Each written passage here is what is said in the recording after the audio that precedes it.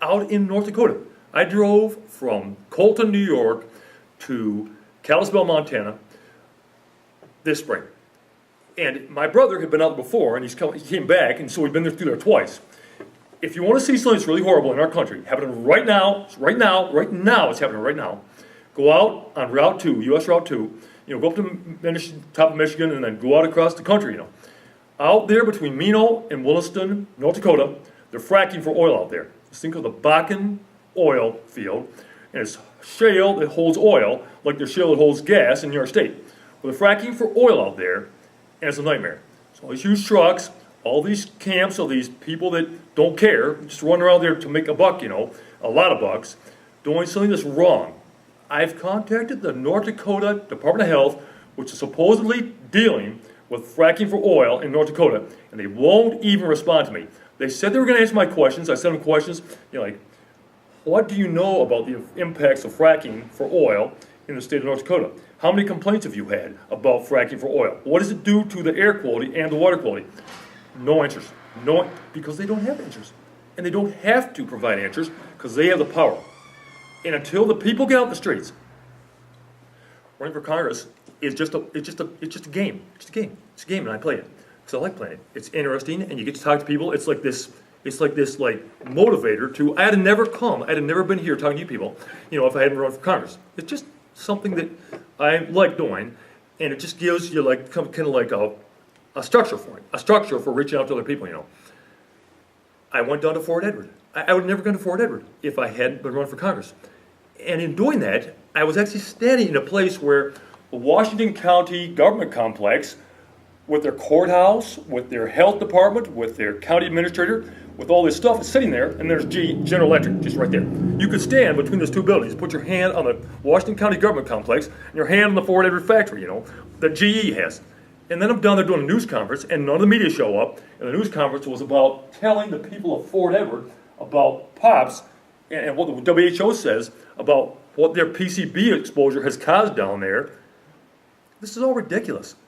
Truth of it is, the biggest cost of the U.S. government, it's not those banks, it's Medicaid and Medicare.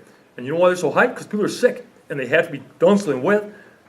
It's out of control. It's already so far out of control. When our country made the choice to go down that path of greed, it doesn't work. It doesn't work.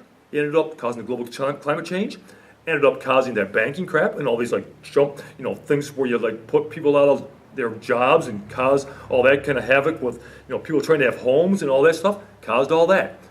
But it caused cancer too, and it caused diabetes, and it caused heart disease, and it caused ADHD, and all this stuff. And then somebody's got to take care of those people. They're sick. They don't go to the doctor because they like going to the doctor. They're working two jobs. They have no time. They don't want to do it. They have to do it because they're sick. And the government has to pay for it because, who's going to pay for it if they're poor? They got no money, or we're just going to let them just suffer their disease. Nobody does anything about it. They're just disposable people. And the only way to change that, believe me, it's gone this far, and it's just kept getting worse. I was born in 1955. I know what farming was like back when I was doing farming, visiting the farms of our relatives and stuff. I know what it was like. They call it animal industry now. Our department, our New York State Department of Ag and Markets, they don't talk about farming. It's not even agriculture anymore. It's animal industry. This is how they think about cattle. Well, the cattle that are on the farms now, they're being abused, plain and simple. One of my strong platform planks, I know about cattle. I've raised cattle. I've taken care of them. I know what it's like to feed them, water them, give them bedding, just keep them out of the wind, do all this stuff you do with cattle, keep them alive and give them a good life. And these horrible people now that have cattle, they don't care about that. They just care about money. Just money. All this is money. I've talked to county legislators up in St. Lawrence County, where I go to all the county legislature meetings, the regular monthly meetings to speak out. I've talked to them. So a lot of them are dairy farmers. They'll say, well, our cows are just fine. They are fed well. They produce a huge amount of milk. They must be fine because they're producing all this milk. And I say, well, what about the exercise? What about the tails that they used to have? What about getting outdoors? What about having their family around them?